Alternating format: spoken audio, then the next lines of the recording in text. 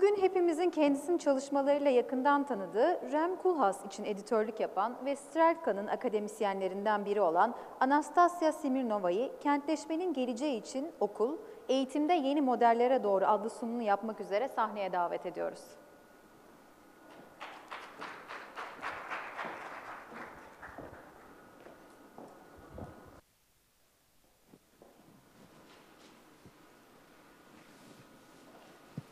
Good evening. My name indeed is Anastassia Smirnova. I am Russian, but I live in the Netherlands and work in between Rotterdam and Moscow. I will be talking to you today about an absolutely unique school, a very young and very ambitious institute. And I think I'm the only one today who is talking about education, but as soon as education should be part of all our activities, I think my lecture is pretty much related to everything that we have been listening to today. My first slide is not visible for some reason. Right. So this strange word, Strelka, is the name of the school where I teach. In Russian, it means two things. First of all, it's the tip of the island. And second of all, it's a mafia meeting. Well, to a certain extent, both meanings are valid. And to a certain extent, we use these both meanings. First of all, Strelka is situated indeed at the tip of the island. And second of all, it's probably not a mafia meeting, but it's a meeting of people that are united by certain interests and certain mutual business and projects. Institute for Media Architecture and Design, you can see from the name itself that we were actually aiming at going beyond the constraints of architecture or urbanism, if you want, trying to reach out to other disciplines. From the very moment of its inception, the Institute branded itself. You can see this is the site of Strelka. By the way, visit it, strelka.com. There is a lot of interesting information there. You can check it right now if you want. So from the very beginning, Institute branded itself as an institute that is constantly rethinking the way it works with the students, the way it works with the city. Institute for Urban Critique, Institute for Collective Fun, Institute for Engaged Citizens, Institute for a New Education. The list of different variations has been very long since the very beginning, and constantly we ask our students to add new definition. It's in discussion, and I think this is exactly how we make it productive. This is the meeting of 2009 when the founders of Strelka, together with Rem Koolhaas and some people from OMA and AMO, announced Strelka at the Venice Biennale. It's interesting to say that Strelka is a 100% private institution, absolutely independent from the state. It has been founded by a few Russian oligarchs. You probably remember from one of the previous conversations today that in Moscow is a leading city in terms of the number of billionaires, 84. Actually, I think now it's a little bit more. This was all statistics. Anyways, we have a lot of oligarchs in Moscow, but most of the money come from the natural resources. The people behind Strelka made their business based on IT or media, and to found Strelka, they also teamed up with intellectuals, also from the publishing industry, from the media, a very rare combination of people that led to a very uncompromised project. Just to remind you, this is Russia, and the red dot marks Moscow, where Strelka is situated. This is the center of Moscow, and just to show you how important the geographical position of Strelka is, I just marked on the map the position of Strelka, which is the star, Kremlin, which is a red triangle, The blue diamond is a cathedral of Christ the Savior, with which you may be familiar because Pussy Riot, the team of contemporary artists, made their performance 2 years ago there, for which they were sent to jail and then to the camps. So the body of Lenin is still in the mausoleum, right across the river from Strelka. And around the corner, there are also the major place of protests, the so-called White Revolution that took place 2 years ago on Bolotnaya Square. So you see that Strelka is situated in a way very close to the past. It's still part of our program. We're part of the past as well. But the present is also very important for us. We are taking part in forming it. Strelka from the very beginning was conceived as a public space. It is very open to the city. Everybody can enter, anyone can ask questions, and this is the central plaza. You can see how unpretentious the architecture of the school is. Basically, these are former barracks of the Red October chocolate factory, which were transformed into studios. This could host very moderate events, just maybe for a few dozens of people showing movies in the evening or staging lectures, or in this example, this is a Calatrava lecture that actually gathered crowds. So there are very many opportunities how to use this public space, and we use it very actively. It is important to understand that Strelka Institute is not just a school. It's a combination of several programs. It's education program, which I will talk about a bit later, publishing program. We publish classical books about architecture and urbanism. For instance, I translated Delirious New York into Russian specifically for this program. But we also look for new authors and find new names. So please check Strelka Press. We have amazing essays published almost every month. Public program is active from May till September, so the warm time of the year when we can actually host fantastic lectures, movies, concerts in the place that I showed you. And then, last but not the least, consultancy. Strelka Consultancy is a very important organization which organizes architectural competitions, international competitions mostly, but also seminars and workshops for the mayors of major cities. It also invites a lot of urban planners to meet officials. So if you look closely to all 4 programs, you will see that basically we are teaching different kinds of people, not only in our students, but also people who make decisions, clients, bureaucrats, other architects, our colleagues, and also general public. We inform people on a very large scale. And it's also a very important detail that we have a bar, which is one of the most popular places in the center of Moscow, with a fantastic... Is it okay? Can you hear me? Okay. So who are the people who study at Strelka? Just to give you an example, this is a typical setup at Strelka. So for me, it's very unusual to be on stage because this is not how I teach. This is a conversation that Rem Koolhaas, me, and our students are having during the preservation studio. And this is the intimate format that we really appreciate, the discussion, not a lecture.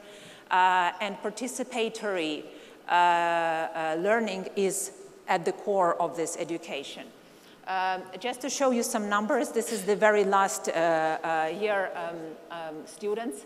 We had 700 applications. That's a lot for a postgraduate course of 9 months.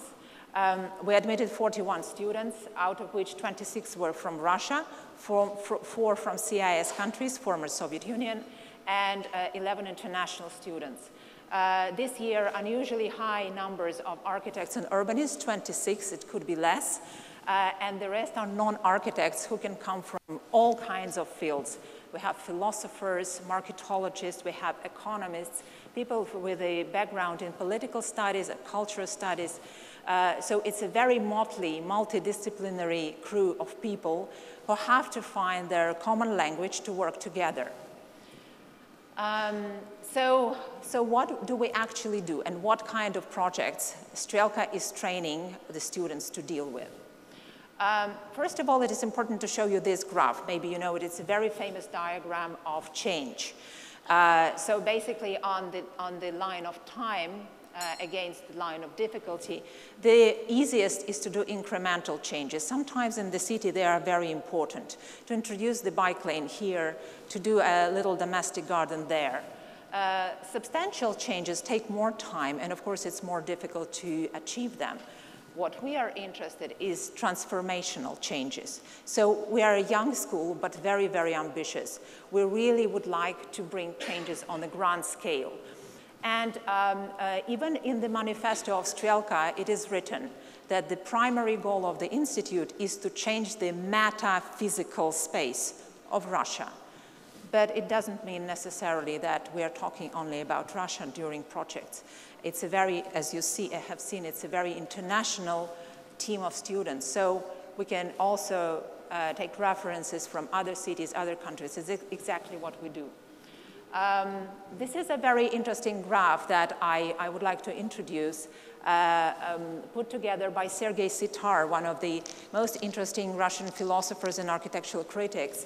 What he did, he actually put in one table of contents cosmological models of different times next to socio-economic systems of different times, prevailing scientific paradigms, and principle of spatial organizations. So it's interesting to see, for instance, in the first column, that geocentrism, the idea of Earth being in the center of everything, was developed along with the theory of substantial forms, and at the same time with the background of agrarian economy and very military hierarchical lordship. The spatial organization characteristic for this very, very long period is actually Acropolis and temple and castle as center, but very contained. You can already recognize different stages of development, the Grand Palais and radial planning of a later stage, or open uniform grid and polycentrism of the industrial age. It coincided with the classical mechanics and development of thermodynamics as a new scientific paradigm. Why am I showing you this? Because it's very important to understand, and I think that was a recurrent theme today in many speeches, that we're living in a very interesting transitional time. And the last column, we're stepping into this period when galaxy superclusters and filaments have been discovered.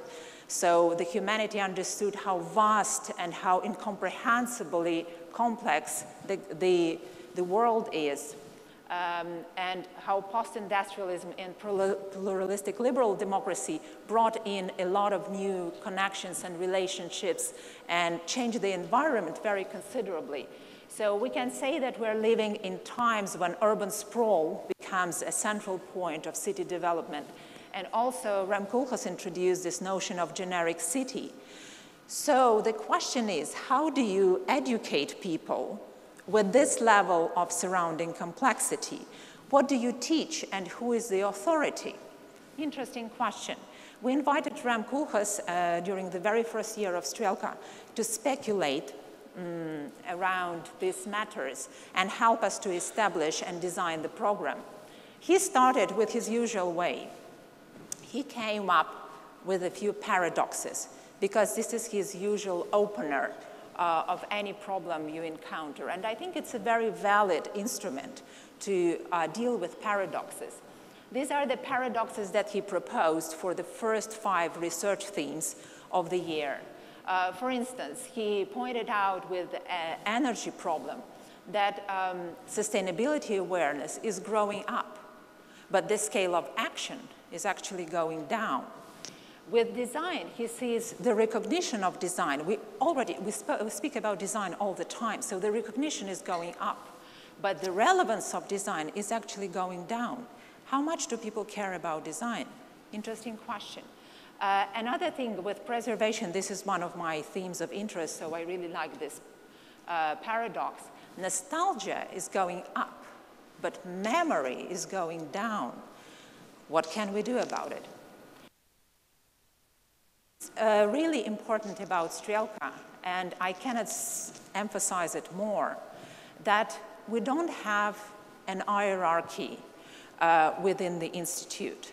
At some point, we had to acknowledge that if we think about urbanism of the future, and there were quite a lot of speculations also today, we simply don't know what's going to happen. We have certain intuitions, but we don't have a solid knowledge about what kind of skills, what kind of knowledge the students we're teaching today will need in 5-10 years from now. So we thought at some point, maybe they know as well as we do. So every year we have a project which is called Future Urbanism, when our students go into the world and interview people they think, not us, they think, know a lot about future urbanism or can have fantastic intuitions. Please check this site, futureurbaninstrelka.com. There is already a collection of 40 interviews, and there will be 40 more added next week, interviewing writers, urbanists, architects, economists, sociologists, asking them, posing these very important questions, what our future will be like and what the role of a designer in this future will be. Very interesting experience. So when we talk about the future, actually, you probably know that in Russia we had this great avant-garde movement of the 20s. This is the Futimas school. It existed only for 6 full years, but it actually changed the way people looked at architecture and at the cities. So I think that we actually pick up inspiration from that time, but we also understand that the energy of that avant-garde is on the wane. No one from that generation, neither Leonid nor Melnikov, nor other people whom you may know from the Russian history of architecture, planned anything for our time. So what will replace avant-garde? How do you think about the future today? These are the questions that Strelka is dealing with, and we don't have many answers, but with projects we try to answer this. So how do we study? We are very active proponents of what we call research-based design. In the world that I showed you before, with this level of complexity, you cannot just live the life of a creative silkworm, of someone who is just producing new ideas, new projects from within your creative mind. You really need a lot of information. You really need to know the current momentum in order to produce intelligent, informed designs. So this is how the project at Strelka looks like. It is research-based, and there is always a cross-disciplinary research that is followed by an integrated design.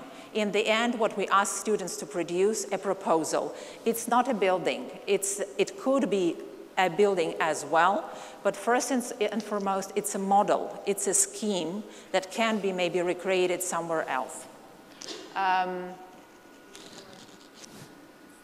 It's time?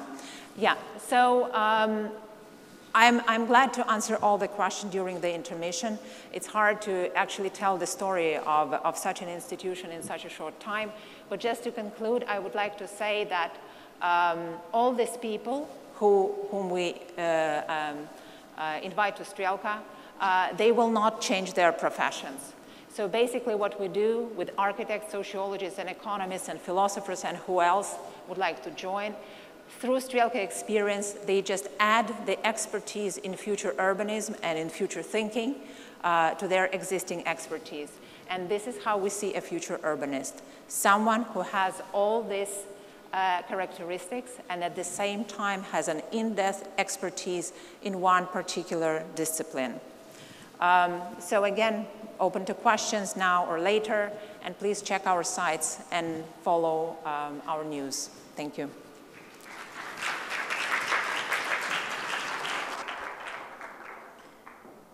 Anastassia Smirnova'ya teşekkür ediyoruz.